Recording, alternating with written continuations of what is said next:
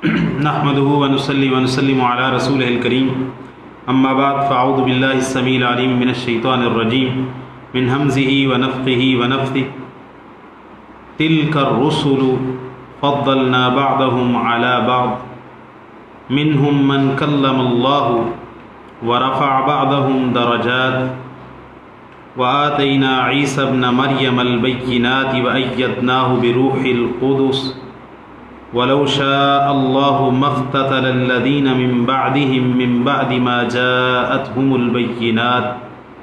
ولكن اختلفوا فمنهم من آمن ومنهم من كفر ولو شاء الله ما اقتتلوا ولكن الله يفعل ما يريد۔ اللہ تعالیٰ کی توفیق اور اس کے فضل سے آج ہم قرآن مجید کے تیسرے جز پارہ تلک الرسل کا مختصر خلاصہ آپ کے سامنے رکھنے جا رہے ہیں۔ تیسرے پارے کا آغاز اس مضمون سے ہوتا ہے کہ اللہ تعالیٰ نے انبیاء و رسل کے درمیان درجات میں تفاوت رکھا ہے، بعض رسولوں کو بعض پر فضیلت عطا کی ہے۔ ان رسولوں میں سے بعض ایسے ہیں جن سے اللہ تعالیٰ نے براہ راست کلام کیا ہے، اور بعض کے درجوں کو اللہ تعالیٰ نے دوسروں پر فضیلت عطا کی ہے۔ اور اس کے بعد عیسیٰ علیہ السلام کا تذکرہ ہے کہ عیسیٰ بن مریم علیہ السلام کو اللہ تعالیٰ نے واضح نشانیاں عطا کیں اور روح القدس جبریل امین کے ذریعے ان کی تائید فرمائی۔ تیسری بات اللہ تعالیٰ نے یہ فرمائی ہے کہ اللہ تعالیٰ کی مشیت یہ تھی کہ اللہ تعالیٰ انبیاء و رسل کو بھیج کر ہدایت اور گمراہی کو واضح کرنے کے بعد لوگوں کو ان کے اختیار پر چھوڑ دے۔ اگر اللہ تعالیٰ چاہتا تو لوگ آپس میں کبھی جھگڑا نہ کرتے اور سارے کے سارے لوگ ایک ہی دین پر قائم ہوتے، لیکن یہ مشیت اللہ تعالیٰ کی مشیت تھی کہ اللہ تعالیٰ نے لوگوں کے سامنے رسولوں کو بھیج کر، انبیاء کو بھیج کر، کتابیں بھیج کر، صحیفے بھیج کر ہدایت کے راستے، گمراہی کے راستے ان کو واضح کر کے بیان کر دیا۔ پھر اس کا اختیار لوگوں پر چھوڑ دیا کہ آیا وہ اللہ تعالیٰ کے شکر گزار بندے بنتے ہیں یا اللہ تعالیٰ کے ناشکرے بنتے ہیں۔ اگر اللہ تعالیٰ سب کو، سوال پیدا ہوتا ہے کہ اللہ نے سب کو ہی مومن کیوں نہیں بنایا ہے؟ تو دیکھیں اللہ تعالیٰ اگر سب کو مومن بناتے تو گویا کہ ان کا ایمان اجباری ہوتا، یعنی جبر کر کے زبردستی اللہ تعالیٰ تکوینی طور پر ہی ان کو مومن بناتے تو اس میں امتحان کا جو تصور ہے وہ ختم ہو جاتا، جزا و سزا کا تصور ختم ہو جاتا۔ جزا و سزا کا تصور تبھی ہو سکتا ہے جب آپ کسی کو اس کے اچھے برے کے اندر اختیار دے دیتے ہیں۔ ہاں، اچھے کے بارے میں جو اچھائی ہے آپ اس کو کھول کر بیان کر دیتے ہیں اور اس کے انعامات بھی کھول کر بیان کر دیتے ہیں، اور جو برائی ہے اس کو بھی کھول کر بیان کر دیتے ہیں، اور اس کا انجام کار کیا ہوگا وہ کھول کے بیان کر دیتے ہیں۔ کہ اللہ تعالیٰ نے یہی مضمون سورہ الدہر کے اندر بھی بیان کیا ہے، انا ہدیناہ السبیل اما شاکرا و اما کفورا۔ ہم نے دونوں راستے انسان کو اس کی طرف رہنمائی کر دی ہے۔ اب انسان چاہے تو شکر گزار بندہ بن جائے، چاہے تو اللہ تعالیٰ کا ناشکرہ بن جائے۔ اللہ تعالیٰ فرماتے ہیں اگر اللہ چاہتا تو یہ لوگ کبھی بھی آپس میں نہ جھگڑتے، کبھی بھی کفر نہ کرتے، لیکن اللہ تعالیٰ جیسے چاہتا ہے، جیسے ارادہ کرتا ہے ویسے کرتا ہے۔ اس کے بعد اللہ تعالیٰ نے مومن بندوں کو اپنے راستے میں خرچ کرنے کی تلقین فرمائی ہے کہ اس دن کے آنے سے پہلے پہلے خرچ کر لو جس دن نہ کوئی لین دین ہوگا، نہ کوئی سوداگری ہوگی، نہ کوئی دوستی کام آئے گی، نہ کوئی سفارش کام آئے گی، اور کافر ہی حقیقت میں ظالم لوگ ہیں۔ اس کے بعد آیت الکرسی کا بیان ہے۔ آیت الکرسی قرآن مجید کے اندر سب سے زیادہ عظمت والی آیت ہے، سب سے زیادہ عظمت والی آیت ہے۔ اس میں مضامین جو ہیں وہ بڑے اچھوتے مضامین بیان ہوئے ہیں۔ اس میں اللہ تعالیٰ کی الوہیت کا تذکرہ ہے کہ اللہ تعالیٰ کے علاوہ کوئی معبود برحق نہیں ہے۔ اللہ تعالیٰ زندہ ہے اور ساری کائنات کو قائم رکھنے والا ہے، اسے نیند بھی نہیں آتی، اونگ بھی نہیں آتی۔ جو کچھ زمین و آسمان کے اندر ہے وہ سب کا سب اسی کا ہے۔ کوئی شخص، کوئی مقرب فرشتہ، نبی، پیغمبر اللہ تعالیٰ کی اجازت کے بغیر اس کے ہاں سفارش نہیں کر سکتے، اور اللہ تعالیٰ جو لوگوں کے سامنے ہے وہ بھی جانتا ہے، جو لوگوں سے پیچھے ہے وہ بھی جانتا ہے، اس کے علم کا احاطہ کوئی شخص نہیں کر سکتا۔ ہاں جتنا اللہ تعالیٰ اپنے علم پر کسی کو مطلع فرما دیں، اس کی کرسی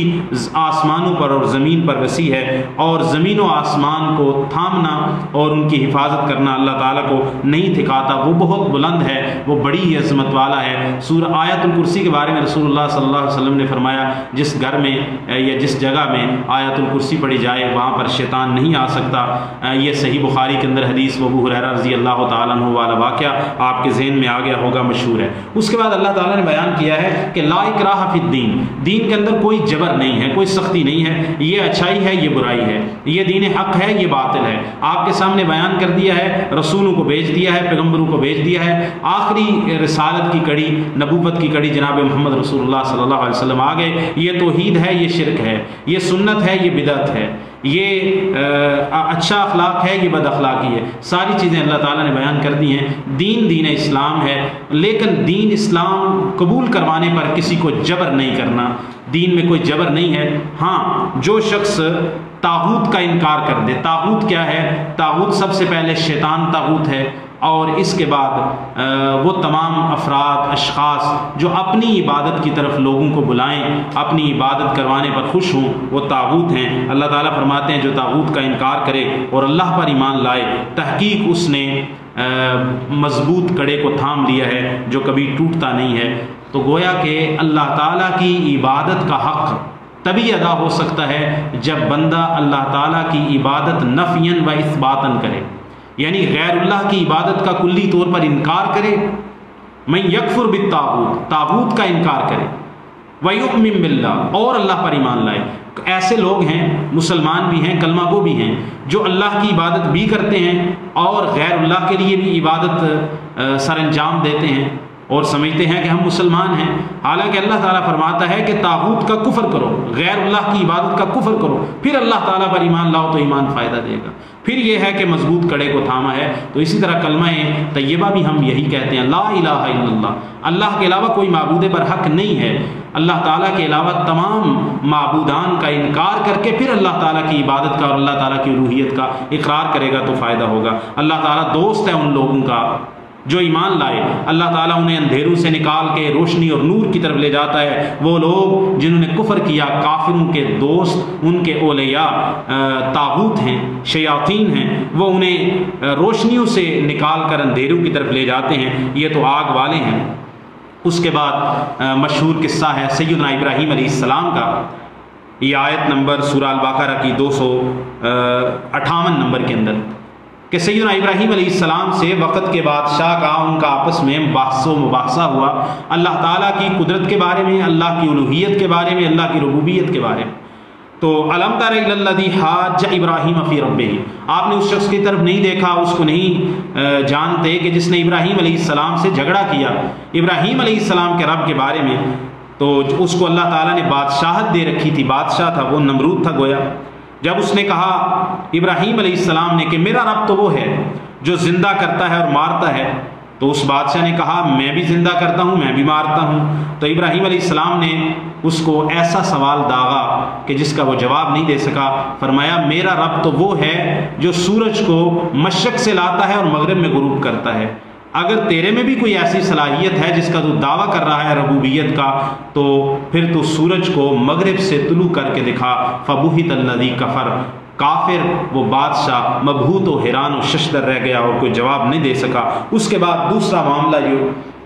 دوسرا مشہور قصہ جس کو سیدنا عزیر علیہ السلام کا قصہ جو ہے وہ کہہ کے بیان کیا جاتا ہے، یہ روایات اور تفسیر کی کتابوں میں آیا ہے، قرآن مجید میں تو عزیر علیہ السلام کا بہرحال تذکرہ نہیں ہے۔ وہ شخص جو ایک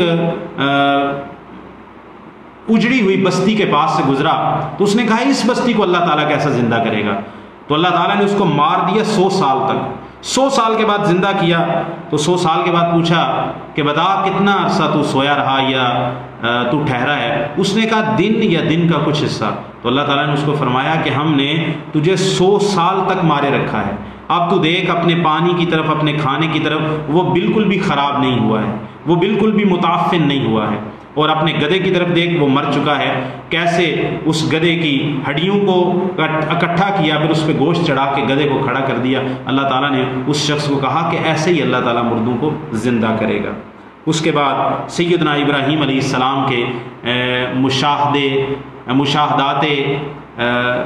اللہ تعالیٰ کی جو قدرت ہے اس کے مشاہدات کا بیان ہے کہ ابراہیم علیہ السلام نے فرمایا اے میرے رب مجھے دکھا تو صحیح کہ تو مردوں کو زندہ کیسے کرے گا؟ تو اللہ تعالیٰ نے فرمایا کہ اولم تؤمن، اے ابراہیم کیا آپ کا ایمان نہیں ہے؟ ابراہیم علیہ السلام نے فرمایا ایمان ہے ولکن لیطمئن قلبی، میں چاہتا ہوں کہ میرے دل کو اطمینان ملے، جب میں اپنی آنکھوں سے دیکھ لوں تو عین الیقین ہو جائے، حق الیقین ہو جائے۔ تو اس کے بعد اللہ تعالیٰ نے فرمایا آپ 4 پرندے لو، ان کو اپنی طرف مانوس کر لو،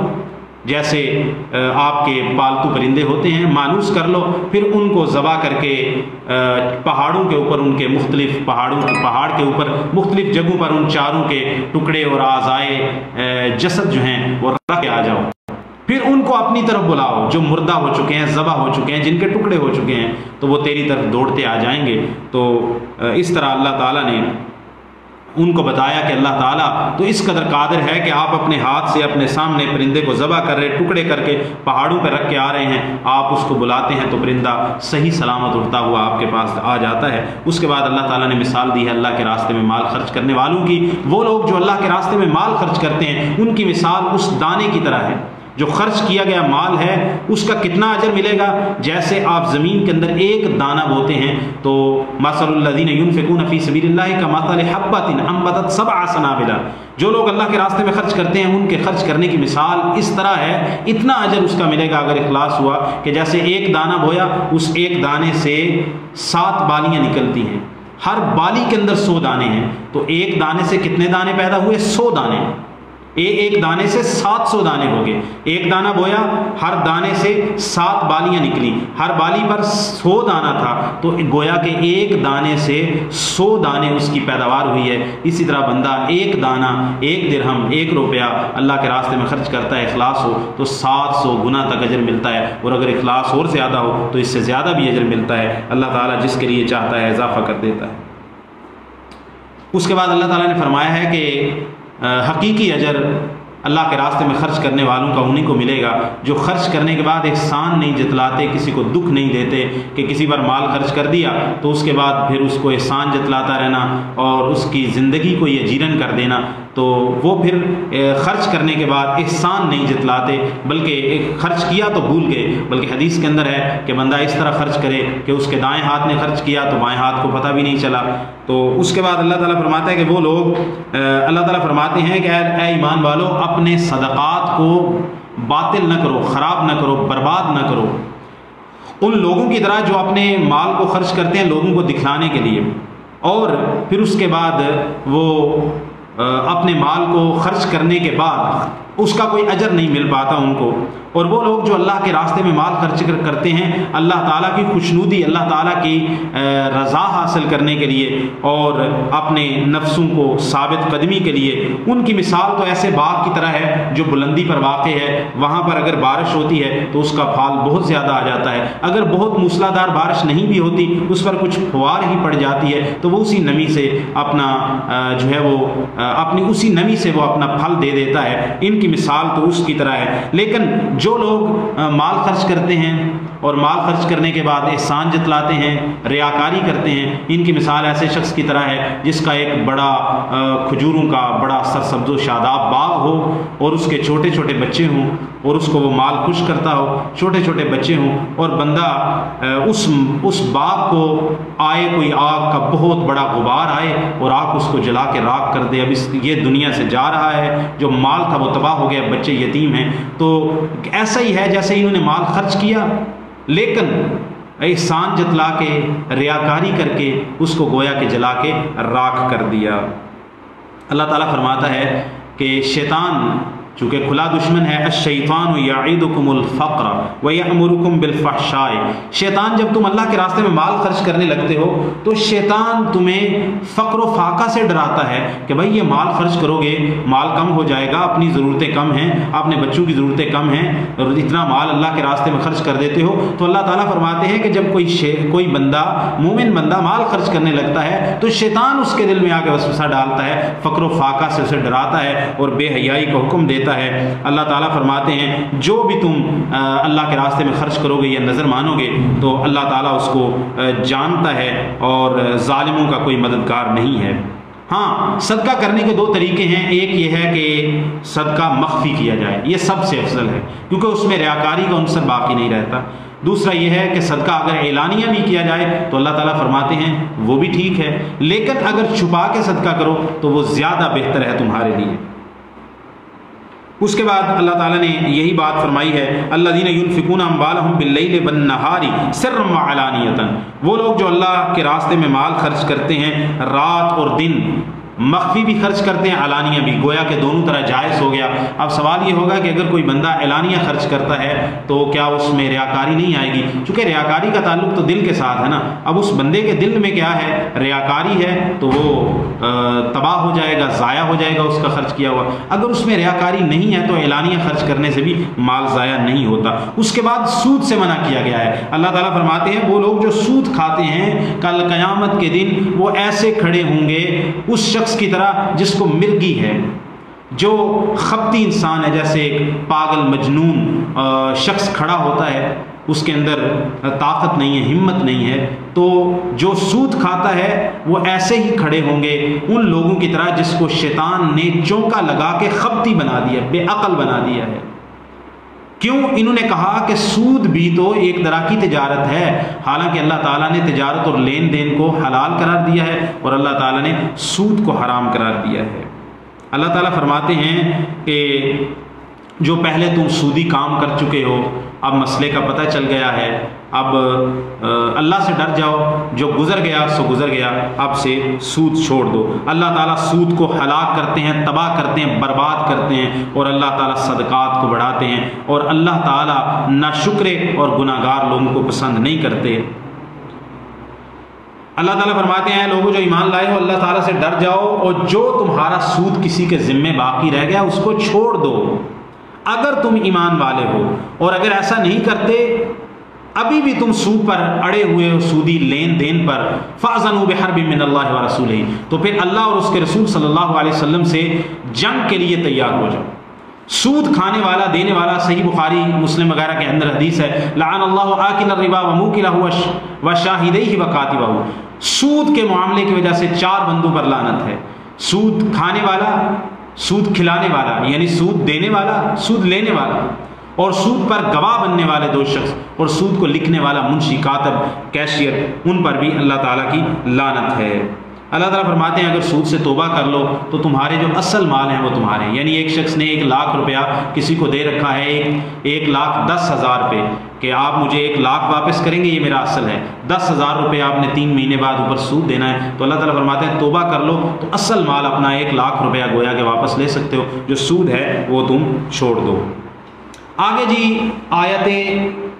وہ آیت آ رہی ہے جو قرآن مجید کی تعداد حروف کے اعتبار سے سب سے لمبی آیت ہے. یا ایھا الذین آمنوا اذا تداینتم بدین الی اجل مسمی فاکتبوا, کہ اے مومنو جب تم آپس میں لین دین کرو ادھار تو اسے لکھ لیا کرو. تو سب سے پہلا مسئلہ اس آیت کے اندر ہمیں یہ بڑے سارے احکام ہیں, میں اس کو ذرا مختصر کرتا ہوں. ادھار جب بھی لین دین کرنا ہے تو لکھنا ہے, یہ بڑا بہتر ہے. لکھنے والا کاتب عادل ہونا چاہیے, فاسق و فاجر نہیں ہونا چاہیے. املا کروانا, لکھوانا, رجسٹری کروانا, لکھائی کس کے ذمے ہے؟ جو خرید رہا ہے, جس کے ذمے حق ہے, جو قرض لے رہا ہے, جو ادھار لے رہا ہے, لکھوائی کروانا اس کے ذمے ہے. ناسمجھ یا کمزور ہو اگر کوئی شخص جو خرید رہا ہے یا قرض لے رہا ہے وہ چھوٹا بچہ ہے یا عقل اس کی کم ہے, ناسمجھ ہے, کمزور ہے, تو پھر اس کا وکیل یا اس کا سرپرست اس کی طرف سے املا کروائے گا. گواہی لین دین کے اندر, تجارتی معاملات کے اندر گواہی جو ہے 2 مردوں کی چلتی ہے, 2 عادل مردوں کی گواہی. اگر 2 مرد نہ ہوں تو 1 مرد اور 2 عورتوں کی گواہی لین دین کے اندر چلتی ہے۔ اور لوگ کہتے ہیں کہ عورتوں کی گواہی اسلام نے عادی کر دی، بھائی ہر جگہ پہ عادی نہیں ہے، یہ صرف لین دین کے اندر لین دین کے معاملات کے اندر ہے، تجارت کے اندر، سوداگری کے اندر، کیونکہ عورتوں کا معاملہ عام طور پہ گھر کے ساتھ ہوتا ہے، ان کو تجارت اور لین دین کاروباری معاملات کی زیادہ سمجھ نہیں ہوتی، تو چونکہ وہ مسئلے کے اندر اسپیشلسٹ نہیں ہیں خواتین، اس لیے وہاں پر ان کی گواہی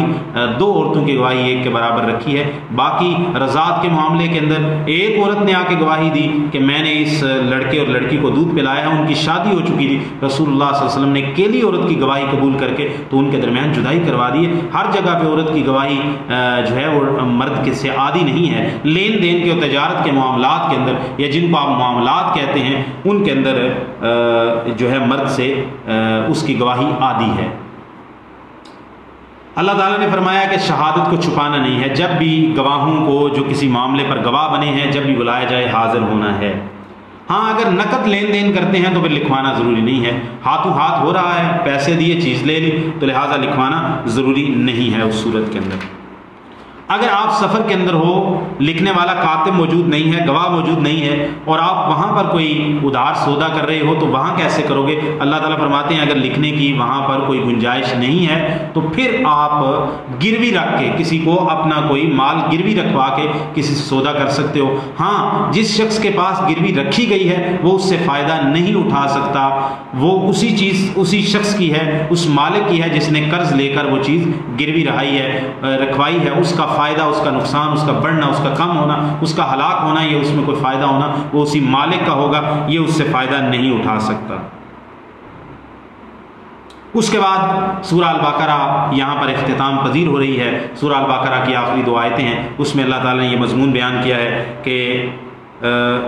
رسول ایمان لائے اس پر جو ان کی طرف نازل کیا گیا اس کے رب کی طرف سے، اور مومن بھی ایمان لائے، اور ہر ایک ایمان لایا اللہ پر، فرشتوں پر، کتابوں پر، رسولوں پر، اور ہم رسولوں کے درمیان کسی طرح کی تفریق نہیں کرتے، اور انہوں نے کہا ہم نے سن لیا، ہم نے اطاعت کیا ہے، ہمارے رب ہمیں بخش دے اور تیری طرف ہی لوٹ کر جانا ہے۔ اور اس کے بعد آخری آیت ہے، اللہ تعالیٰ کسی بھی جان کو اس کی وسعت سے زیادہ تکلیف نہیں دیتے، جو اس نے کمایا وہ اس کے لیے ہے، اور جو اس نے کمایا گناہوں میں سے وہ اس کے خلاف جائے گا۔ اے اللہ، بندے دعا کر رہے ہیں، بڑی خوبصورت دعا ہے، اے اللہ ہمارا مواخذہ نہ کرنا اگر ہم بھول جائیں یا ہم سے غلطی ہو جائے، اے ہمارے رب ہمارے اوپر ایسا بوجھ نہ ڈالنا جیسا کہ کما حملتہ علی الذین من قبلنا، جیسے آپ نے ہم سے پہلے لوگوں پہ بوجھ ڈالا، اور اے ہمارے رب ہمیں ایسا بوجھ نہ اٹھوانا جس کے اٹھانے کی طاقت ہم پر نہ ہو، ہمیں معاف کر دو، درگزر فرماؤ اور ہمیں بخش دو، ہم پر رحم فرماؤ، آپ ہی ہمارے مولا اور ہمارے مددگار ہیں، اور کافروں کے مقابلے میں ہماری مدد فرماؤ۔ یہ سورہ البقرہ کی آخری 2 آیتیں رسول اللہ صلی اللہ علیہ وسلم نے فرمایا جو شخص رات کو سورہ البقرہ کی 2 آیتیں پڑھ کے سوتا ہے یہ اس کو سارے رات کے ہر طرح کے شر سے، شرور سے، شیاطین سے کافی ہو جاتی ہیں، اور رسول اللہ صلی اللہ علیہ وسلم نے فرمایا سورہ البقرہ کی آخری 2 آیتیں یہ اللہ تعالیٰ کے عرش کے خزانے سے ہمیں عطا کی گئیں۔ اس کے بعد سورہ آل عمران شروع ہوتی ہے۔ سورہ آل عمران کے اندر بہت سارے مضامین ہیں، نصارہ کا تذکرہ ہے، ان کو اسلام کی دعوت ہے، آپس میں اتفاق و اتحاد کا بیان کیا گیا ہے، غزوہ احد کا واقعہ بیان ہوا ہے۔ سب سے پہلے اللہ تعالیٰ نے یہاں پر جو مضمون ہم آپ کے سامنے رکھتے ہیں بیان کیا ہے کہ قرآن مجید کے اندر بعض آیات اور احکام بالکل محکم ہیں، واضح ہیں، صاف صاف ہیں کہ عام شخص بھی اور تھوڑی سی جس کو سمجھ بوجھ ہو وہ ان سے فائدہ اٹھا سکتا ہے، ان کے اندر کسی قسم کی کجی اور کوئی مخفی پن نہیں ہے۔ لیکن بعض احکام، بعض معاملات ایسے ہیں کہ جو مشتبہات کے اندر آتے ہیں، کہ جن کو یا تو راسخ فی العلم، بہت علم میں ماہر لوگ سمجھ سکتے ہیں، یا پھر ان کی حقیقی مراد اللہ تعالیٰ ہی جانتا ہے۔ میں اس میں مثال دے دیتا ہوں، اللہ تعالیٰ کی بہت ساری صفات ہیں، جیسا کہ اللہ تعالیٰ عرش پر مستوی ہے۔ اب اللہ تعالیٰ عرش پر مستوی ہے، دوسری جگہ پہ آتا ہے اللہ تعالیٰ تمہارے ساتھ ہے، جہاں بھی ہو تمہارے ساتھ ہے، 2 بندے ہوں تیسرا اللہ ہے، 3 ہوں چوتھا اللہ ہے۔ تو ایک جگہ پہ آیا ہے کہ اللہ تعالیٰ عرش پر مستوی ہے، دوسرا ہے علیم ہے، بصیر ہے، سمیع ہے۔ تو پھر کیا معنی ہے اللہ کے عرش پر مستوی ہونے کا؟ کیا معنی ہے؟ تو ہم یہی کہتے ہیں کہ یہ اللہ تعالیٰ کی ایسی صفات ہیں جن کی مکمل تفصیل ہمارے سامنے نہیں آئی ہے۔ ہم کہتے ہیں کہ اللہ عرش پر مستوی ہے، جیسے اس کی شان کے لائق ہے، اس کی کیفیت تفصیل بیان نہیں کی گئی، ہم اس میں کے بارے میں پوچھتے نہیں ہیں اور کسی کو اس بارے میں ہم بحث و مباحثہ نہیں کرتے۔ اسی طرح تقدیر کا مسئلہ ہے۔ اب تقدیر کا مسئلہ بھی مشتبہات کے اندر ہے جو اکثر لوگ نہیں سمجھ سکتے، اس لیے رسول اللہ صلی اللہ علیہ وسلم نے تقدیر کے مسئلے کے اندر بحث و تمہیز کرنے سے منع فرمایا گیا ہے۔ شہوات کا تذکرہ کیا گیا ہے، لوگوں کے لیے اللہ تعالیٰ نے پسندیدہ بنا دی گئی ہیں، لوگوں کے لیے محبوب کر دی گئی ہیں شہوات، عورتوں میں سے، بیٹوں میں سے، اور مال و دولت کے خزانوں میں سے سونے چاندی، گھوڑے، نشان لگے گھوڑے، اور اسی طرح چوپائے اور کھیتیاں۔ یہ تو دنیا کی زندگی کا مال و متاع ہے، اللہ کے ہاں اس سے بہتر مال و متاع ہے۔ اس کے بعد اللہ تعالیٰ نے شہادات ثلاثہ کا بیان کیا ہے کہ اللہ تعالیٰ کی الوہیت پر 3 گواہیاں ہیں۔ شاہد اللہ انہ لا الہ الا اللہ، اللہ کی گواہی ہے کہ اللہ کے علاوہ کوئی معبود برحق نہیں ہے۔ فرشتوں کی گواہی ہے کہ اللہ کے علاوہ کوئی معبود برحق نہیں ہے، اور اللہ اور اس فرشتوں کی گواہی کے ساتھ راسخون فی العلم اور علم والے لوگوں کی گواہی کو اللہ تعالیٰ نے شامل کیا ہے کہ اللہ گواہی دیتا ہے، فرشتے گواہی دیتے ہیں، اور اہل علم جو قسط پر اور انصاف پر قائم وہ بھی گواہی دیتے ہیں کہ اللہ کے علاوہ کوئی معبود برحق نہیں ہے۔ اس کے بعد اللہ تعالیٰ نے تذکرہ کیا ہے ان 3 گواہیوں کے بعد کہ ان الدین عند اللہ الاسلام، دین صرف اور صرف اللہ کے ہاں مقبول جو دین ہے وہ اسلام ہے۔ جو لوگ اختلاف کرتے ہیں کتاب آ جانے کے بعد، اور انہوں نے اختلاف اس لیے کیا ہے جب ان کے پاس علم آ گیا تو بغاوت کرتے ہوئے، سرکشی کرتے ہوئے انہوں نے اختلاف کیا ہے، اور جو بھی اللہ تعالیٰ کی آیات کا انکار کرے گا تو اللہ جلد حساب لینے والا ہے۔ اس کے بعد یہاں پر جو مضمون بیان ہوا ہے اتباع رسول کا مضمون سورہ آل عمران میں بیان ہوا ہے۔ قل ان کنتم تحبون اللہ فاتبعونی یحببکم اللہ ویغفر لکم ذنوبکم واللہ غفور رحیم، کہ آپ کہہ دیجئے اے میرے محبوب ان لوگوں سے کہ اگر تم ان کنتم تحبون اللہ، اگر تم اللہ سے محبت کرتے ہو، اگر تمہاری اللہ سے محبت کا دعویٰ ہے تو پھر اس محبت کے دعوے کا تقاضا یہ ہے کہ جناب محمد رسول اللہ صلی اللہ علیہ وسلم کی اتباع کی جائے، فرما برداری کی جائے، جیسا کہ رسول اللہ صلی اللہ علیہ وسلم نے فرمایا، صحیح بخاری کے اندر حدیث ہے، کل امتی یدخلون الجنۃ الا من ابا، میری ساری امت جنت میں داخل ہوگی سوائے اس شخص کے جو جنت میں جانے سے انکار کر دے۔ پوچھا گیا جنت میں جانے سے انکار کون کرے گا؟ فرمایا من اطاعنی دخل الجنہ ومن عصانی فقد ابا، جو کوئی میری اطاعت کرے وہ جنت میں جائے گا، اور جو بھی میری نافرمانی کرے گا گویا کہ اس نے جنت میں جانے سے ہی انکار کر دیا۔ تو ہماری خیر اور بلائی صرف اور صرف نبی کریم صلی اللہ علیہ وسلم کی اتباع اور فرما برداری کے اندر ہے، اور اللہ تعالیٰ نے قرآن مجید کے اندر اپنی اطاعت کے بعد رسول اللہ صلی اللہ علیہ وسلم کی اطاعت کا حکم دیا ہے۔ اتباع رسول کی آیت سے حجیت حدیث، رسول اللہ صلی اللہ علیہ وسلم کے اوامر نواہی، آپ جیسی نماز، آپ جیسا روزہ، آپ جیسی زکوٰۃ، آپ جیسا حج، آپ جیسے معاملات حلال و حرام، جو بھی آپ صلی اللہ علیہ وسلم نے دیا اس کو منع عن کرنا، یہی اتباع ہے۔ اور اسی اتباع کی وجہ سے اللہ نے فرمایا ہے کہ اگر تم محمد رسول اللہ صلی اللہ علیہ وسلم کی اتباع کرو گے تو اللہ تعالیٰ تم سے محبت کرے گا، گناہ بھی معاف کرے گا، اللہ تعالیٰ بڑا بخشنے والا اور مہربان ہے۔ اس کے بعد جی اللہ تعالیٰ نے ذکر کیا ہے سیدنا عمران علیہ السلام کی بیوی کے نظر ماننے کا۔ جب عمران کی بیوی نے نظر مانی کہ میرے پیٹ میں جو بچہ ہے وہ اللہ تعالیٰ کے لیے وقف ہے، اللہ تعالیٰ کی گھر کے لیے، اللہ تعالیٰ کے دین کے لیے، لیکن جب انہوں نے بچہ جنم دیا تو وہ بیٹی تھی، تو انہوں نے کہا اے اللہ میں نے تو بیٹی جنم دی ہے، تو بیٹی کیسے وقف ہو سکتی ہے، اور بیٹی تو اس کے لیے پردے اور کس طرح کے کمزوریوں کے معاملات ہوتے ہیں۔ تو اللہ تعالیٰ نے فرمایا کہ اللہ بہتر جانتا ہے کہ اس نے کیا جنم دیا ہے، اور مذکر یعنی بیٹا لڑکا جو ہے وہ لڑکی کی طرح نہیں ہے، اور اس میں یہ بھی بات ہے کہ اس لڑکی کا نام بھی اللہ تعالیٰ نے اپنی طرف سے رکھا، وَإِنِّي سَمَّيْتُهَا مریم، اللہ تعالیٰ فرماتے ہیں میں نے اس کا نام مریم رکھا ہے، اور میں نے اس کو پناہ دے دی ہے، اس کو بھی اور اس کی اولاد کو بھی شیطان مردود مردود سے۔ اور اس پر میں یہ حدیث سناتا چلوں، نبی کریم صلی اللہ علیہ وسلم نے فرمایا جو بھی ابن آدم میں سے جو بھی پیدا ہوتا ہے تو اس کی پیدائش کے وقت شیطان اس کو چونکا مارتا ہے، ٹھوکر مارتا ہے، جس کی وجہ سے بچہ رو پڑتا ہے، سوائے سیدنا عیسیٰ علیہ السلام اور ان کی ماں مریم بنت عمران علیہ السلام، ان دو کو پیدائش کے وقت شیطان نے چونکا نہیں لگایا ہے۔ تو یہ دعا تھی سیدہ مریم علیہ السلام کی والدہ کی، اور اللہ تعالیٰ فرماتے ہیں میں نے اس کا نام، اس لڑکی کا نام، اس بیٹی کا نام جو آپ کے ہاں پیدا ہوئی ہے اس کا نام میں نے مریم رکھا ہے، اس مریم کو اور اس کی اولاد کو میں نے شیطان مردود سے پناہ دے دی ہے۔ اللہ تعالیٰ نے اس کو قبول کیا اور اس کی کفالت کرنے کی ذمہ داری سیدنا زکریا علیہ السلام کی لگی۔ تو زکریا علیہ السلام جب بھی داخل ہوتے مریم کے پاس محراب میں تو انہوں نے وہاں پر بے موسم کے پھل اور حق کے پھل دیکھے تو کہا انا لکی ھذا، یہ کہاں سے آئے ہیں؟ تو مریم نے کہا کہ یہ تو اللہ تعالیٰ کی طرف سے ہیں۔ وہیں پر زکریا علیہ السلام کھڑے ہوئے جو بڑھاپے میں پہنچ چکے تھے، بیوی بانجھ ہو چکی تھی، اولاد نہیں تھی، تو وہاں پر ہنالک دعا زکریا ربا، وہاں پر ہی زکریا علیہ السلام نے اپنے رب سے دعا کے لیے ہاتھ پھیلا دیے اور کہا رب ھب لی من لدنک ذریۃ طیبۃ انک سمیع الدعاء، اے اللہ مجھے پاکیزہ اولاد اپنی طرف سے عطا فرما، اے اللہ تو دعاؤں کو سننے والا ہے۔ فرشتوں نے پکارا سیدنا زکریا علیہ السلام کو جبکہ وہ نماز ہی پڑھ رہے تھے، اور انہوں نے کہا کہ ہم آپ کو یحییٰ کی خوشخبری دیتے ہیں جو تصدیق کرنے والا ہوگا، اللہ تعالیٰ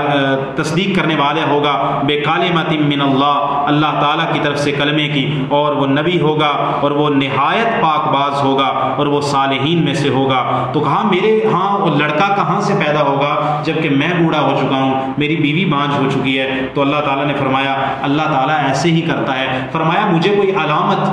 علامت بتائی جائے کہ ویسے ہی ہوگا۔ تو اللہ تعالیٰ نے معجزے کے طور پر یہ علامت دی کہ آپ تین دن تک آپ لوگوں سے کلام نہیں کر سکیں گے، یعنی زکریا علیہ السلام زبان بات کر سکتے ہیں، زبان ان کی چلتی ہے، لیکن 3 دن تک آپ کی زبان بندی ہو جائے گی، آپ اشارے سے بات کر سکیں گے۔ تو یہ ان کی نشانی تھی، اللہ تعالیٰ نے انہیں یحییٰ علیہ السلام عطا کیے۔ اللہ تعالیٰ نے فرمایا اے مریم تو اپنے رب کے مطیع ہو جا، سجدہ کر اور رکوع کرنے والوں کے ساتھ۔ اللہ تعالیٰ اپنے نبی صلی اللہ علیہ وسلم کو فرما رہے ہیں اے میرے محبوب یہ تو غیب کی خبریں ہیں، ہم آپ کی طرف ان خبروں کو وحی کر رہے ہیں، اور اے میرے محبوب جناب محمد رسول اللہ صلی اللہ علیہ وسلم آپ ان کے پاس اس وقت نہیں تھے، اے نبی کریم صلی اللہ علیہ وسلم ما کنت لدیہم، آپ نہیں تھے ان کے پاس، اذ یلقون اقلامہم ایہم یکفل مریم، جب وہ اپنی کلمے ڈال رہے تھے قرآن اندازی کے لیے کہ مریم کی کفالت کون کرے گا۔ اے میرے پیارے پیغمبر صلی اللہ علیہ وسلم آپ وہاں پر نہیں تھے، ہم نے تو وحی کے ذریعے آپ کو بتایا ہے۔ اس سے حاضر و ناظر کا اور مطلق عالم الغیب ہونے کا عقیدہ بھی قرآن مجید کی سائد سے باطل ہو جاتا ہے۔ اللہ کے علاوہ کوئی عالم الغیب نہیں ہے، اور حاضر و ناظر کا عقیدہ رکھنا اس قرآن مجید کی آیت کے خلاف ہے رسول اللہ صلی اللہ علیہ وسلم کے لیے۔ اس کے بعد اللہ تعالیٰ نے معجزات کا ذکر کیا ہے، اس کے بعد سیدنا عیسیٰ علیہ السلام کی پیدائش کا تذکرہ ہے۔ ویسے تو یہ سورہ مریم میں بیان ہوگا، ہم تفصیل سے بیان کریں گے۔ اللہ تعالیٰ نے فرشتوں نے آ کے خوشخبری سنائی سیدہ مریم کو کہ اللہ تعالیٰ آپ کو بیٹا عطا کرنے والے ہیں۔ تو انہوں نے کہا مجھے بیٹا کہاں ہوگا، مجھے تو کسی انسان نے کسی بشر نے چھوا ہی نہیں ہے۔ اور سورہ مریم کے یہ الفاظ ہیں کہ نہ تو کسی بشر نے مجھے چھوا ہے اور نہ ہی میں نے کوئی نافرمانی کی ہے، نہ کوئی برائی کی ہے۔ تو اس وقت وہ جبریل امین تھے، انہوں نے آ کے کہا اللہ آپ کو خوشخبری دیتے ہیں اور اللہ کے لیے یہ کام آسان ہے۔ بہرحال اللہ تعالیٰ نے اب فیصلہ کر دیا، تو اللہ تعالیٰ نے عیسیٰ علیہ السلام کو بن باپ کے پیدا کر دیا، اور اس کے بعد عیسیٰ علیہ السلام کو اللہ تعالیٰ نے انجیل عطا کی اور توریت کا علم بھی انہیں اللہ تعالیٰ نے عطا کیا، اور بنی اسرائیل کی طرف رسول بنا کے بھیجا اور معجزے دیے۔ یہ وہاں پر معجزوں کا ذکر ہے۔ ایک معجزہ کہ مٹی کا ایک پتلا بناتے سیدنا عیسیٰ علیہ السلام اور اس میں پھونک مارتے تو وہ پرندہ بن کے اڑ جاتا تھا۔ اسی طرح جو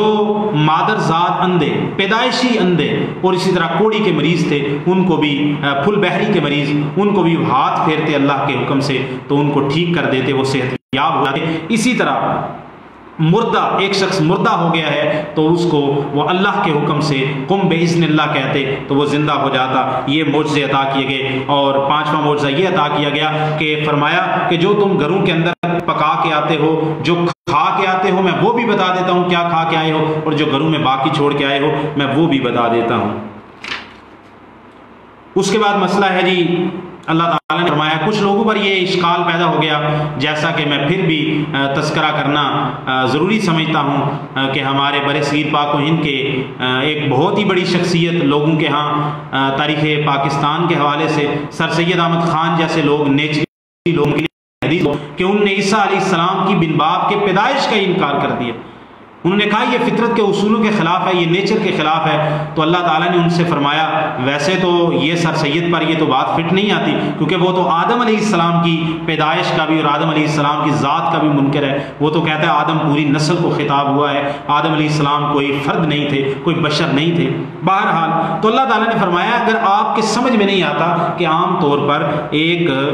شخص جو ہے وہ ایک انسان ایک عورت اور مرد سے پیدا ہوتا ہے، تو عیسیٰ علیہ السلام صرف ایک عورت سے کیسے پیدا ہو گئے؟ تو اللہ تعالیٰ نے فرمایا عیسیٰ علیہ السلام کی مثال پیدائش میں آدم علیہ السلام کی پیدائش کی طرح ہے۔ عیسیٰ علیہ السلام کی تو ماں موجود تھی، آدم علیہ السلام کی تو نہ ماں تھی نہ باپ تھی، ایک پتلے سے اللہ نے پیدا کر دیا۔ تو جب آدم علیہ السلام کو اللہ تعالیٰ ایک پتلے میں روح پھونک کے پیدا کر سکتے ہیں اور اس کو تم نے تسلیم کر لیا ہے، تو جس کی ماں موجود ہے، جو ماں کے بطن سے پیدا ہو، اس میں تمہیں کیا اشکال ہو سکتا ہے؟ اللہ تعالیٰ تو قادر ہے ہر چیز کے اوپر، اللہ تعالیٰ کر سکتا ہے کہ ان مثل عیسیٰ عند اللہ کمثل آدم، بے شک عیسیٰ علیہ السلام کی مثال اللہ کے ہاں آدم علیہ السلام کی مثال ہے۔ اللہ تعالیٰ نے آدم علیہ السلام کو مٹی سے پیدا کیا، پھر اس کو کہا کن تو ہو جا فیکون، تو آدم جو ہے وہ ہو گئے۔ اس کے بعد آیت مباہلہ ہے کہ اللہ تعالیٰ نے نبی کریم صلی اللہ علیہ وسلم کو یہ فرمایا کہ جب آپ حق واضح کر چکے ہیں تو عیسائیوں کے ساتھ یا جو بھی منکرین ہیں آپ کی نبوت کے اور اسلام کے حق واضح کر چکے ہیں، تو آپ ان سے کہو آ جاؤ، تم اپنے آپ کو لے کے آ جاؤ، ہم اپنے آپ کو لے کے آ جاتے ہیں، تم اپنے بیٹوں کو لے کے آ جاؤ، ہم اپنے بیٹوں کو لے کے آ جاتے ہیں، تم اپنی عورتوں کو لے کے آ جاؤ، ہم اپنی عورتوں کو لے کے آ جاتے ہیں۔ پھر ہم ایک میدان میں کھڑے ہوتے ہیں، اللہ کے سامنے گڑ گڑاتے ہیں، پھر ہم لعنت کرتے ہیں جھوٹوں پر۔ یہ آیت اتری صحیح بخاری میں حدیث ہے، رسول اللہ صلی اللہ علیہ وسلم خود آئے، سیدنا علی رضی اللہ تعالیٰ عنہ، سیدنا حسن، سیدنا حسین اور سیدہ فاطمہ رضی اللہ تعالیٰ عنہا کو ساتھ لے کے آئے اور آپ صلی اللہ علیہ وسلم لیکن مباہلہ کے لیے نکلے، لیکن جو مخالف تھے وہ مباہلے کے لیے سامنے نہیں آئے، لہٰذا مباہلہ نہیں ہو سکا ہے۔ پھر اس کے بعد اللہ تعالیٰ نے فرمایا کہ عیسائیوں سے جب آپ نے بات کرنی ہے، نصارہ سے، تو اس کی دعوت دینے کا بہترین طریقہ ہے کہ آپ ان سے کہو قل یا اہل الکتاب تعالوا الی کلمۃ سواء بیننا وبینکم الا نعبد الا اللہ ولا نشرک بہ شیئا، کہ نصارہ کو اور اہل کتاب کو دعوت دینے کا سب سے بہترین طریقہ یہ ہے، کیونکہ ان کے پاس بھی توریت و انجیل موجود ہے اگرچہ وہ محرف ہی ہے، تو آپ نے ان کو دعوت دینی ہے تو آپ نے مشترک عقائد پر دعوت دینی ہے، کہ آپ نے کہنی ہے آ جاؤ اور تعالوا الی کلمۃ سواء بیننا وبینکم، اس کلمے اس بات کی طرف آؤ جو تمہارے اور ہمارے درمیان مشترک ہے، اور وہ کیا ہے کہ اللہ کے علاوہ کسی کی عبادت نہیں کرنی اور اللہ کے ساتھ کسی کو شریک نہیں ٹھہرانا ہے۔ اس کے بعد مسئلہ آ جاتا ہے، اللہ تعالیٰ نے فرمایا ہے کہ رسولوں کو اس لیے نہیں بھیجا کہ وہ اپنی عبادت کی طرف بلائیں، رسول اللہ کی عبادت کی طرف بلاتے ہیں، اللہ تعالیٰ اپنی عبادت کی طرف بلانا یہ رسولوں کو لائق نہیں ہے۔ رسول تو اپنی عبادت کی طرف نہیں بلاتے، لیکن بعد میں آنے والے کتنے ہی ایسے پیر ہیں، بزرگ ہیں، اور اپنے آپ کو کیا کچھ کہتے ہیں، وہ لوگوں سے تعظیمی سجدے بھی کرواتے ہیں، نذرانے بھی لیتے ہیں اور طرح طرح کی رسومات بھی ان سے کرواتے ہیں۔ اس کے بعد میثاق عظمیٰ کا تذکرہ ہے، جو اللہ تعالیٰ نے عالم ارواح کے اندر ویسے عام روحوں سے عہد دیا، اور ایک عہد اللہ تعالیٰ نے انبیاء اور رسل کی روحوں سے لیا، اور اس میں ہمارے نبی کریم صلی اللہ علیہ وسلم کی نبوت اور رسالت اور تصدیق کا عہد دیا۔ اذ اخذ اللہ میثاق النبیین لما آتیتکم من کتاب و حکمت، جب اللہ تعالیٰ نے پختہ عہد دیا نبیوں سے کہ البتہ میں تمہیں دوں گا کتاب اور حکمت، پھر تمہارے پاس آ جائے وہ رسول جو تصدیق کرنے والا ہو جو تمہارے پاس ہے، تو تم ضرور اس پر ایمان لانا اور ضرور تم اس کی مدد کرنا۔ کیا تم نے اس بات کا اقرار کر لیا تو اور تم نے اس پر میرے عہد کو پکڑ لیا؟ تو انہوں نے کہا اقررنا، ہم نے اقرار کر لیا۔ تو اللہ تعالیٰ نے فرمایا گواہ ہو جاؤ اے تمام رسولوں، اور میں تمہارے ساتھ گواہ ہونے والا ہوں۔ اس کے بعد یہاں پر آ کے جو سورہ تیسرا پارہ ہے وہ ختم ہو جاتا ہے۔ اس کے بعد اللہ تعالیٰ نے آخر میں تذکرہ کیا ہے، آپ کہہ دیجیے ہم ایمان لائے اللہ پر جو نازل کیا گیا ہمارے اوپر، اور جو نازل کیا گیا ابراہیم پر، اسماعیل پر، اسحاق پر، یعقوب پر، ان کے پوتوں پر، اور جو دیے گئے جناب موسیٰ، عیسیٰ اور نبی ان کے رب کی طرف سے، ہم ان کے درمیان کسی طرح نہیں کرتے اور ہم اس پر ایمان لانے والے ہیں۔ آخر میں پھر مضمون دہرایا ہے اللہ تعالیٰ نے، وَمَن يَبْتَغِ غَيْرَ الْإِسْلَامِ دِينًا فَيُقْبَلَ مِنْهُ وَهُوَ فِي الْآخِرَةِ مِنَ الْخَاسِرِينَ، جو بھی اسلام کے علاوہ کوئی دین، کوئی ضابطۂ حیات اپنی بلائی اور آخرت کی خیر کے لیے تلاش کرنا چاہے گا تو اس سے قبول نہیں کیا جائے گا، آخرت کے اندر وہ خسارہ اٹھانے والوں میں سے ہوگا۔ تو اسی طرح کچھ لوگ یہ سوال کرتے ہیں آخر میں کہ دیکھیں یہود اور نصارہ، اللہ تعالیٰ نے سورہ البقرہ میں بیان کیا ہے جو یہودی ہوا، نصرانی ہوا، ایمان والا ہوا، تو گویا کہ یہودی اور نصرانی بھی جنت میں جائیں گے۔ تو میرے بھائی رسول اللہ صلی اللہ علیہ وسلم نے فرمایا، صحیح بخاری کی حدیث ہے کہ میرے آ جانے کے بعد، وہ میری نبوت اور رسالت کا اعلان ہونے کے بعد، جو بھی بندہ چاہے یہودی مرے چاہے نصرانی مرے، میری نبوت اور رسالت پر ایمان لائے بغیر جو مر گیا، الا کان من اصحاب النار، وہ جہنمی ہوگا۔ اگرچہ وہ توریت پہ عمل کر رہے ہیں، انجیل پہ عمل کر رہے ہیں، سچا یہودی سچا نصرانی ہے، لیکن رسول اللہ صلی اللہ علیہ وسلم کے دین کے آ جانے کے بعد اور اس کے پاس دعوت پہنچ جانے کے بعد، اتمام حجت کے بعد، اگر وہ دین اسلام رسول اللہ صلی اللہ علیہ وسلم کی رسالت و نبوت پر ایمان نہیں لاتا تو چاہے یہودی ہو کے مرے چاہے نصرانی ہو کے مرے، وہ جہنم میں ہی جائے گا۔ اللہ تعالی ہمیں عمل کی توفیق عطا فرمائے۔ وما توفیقی الا باللہ۔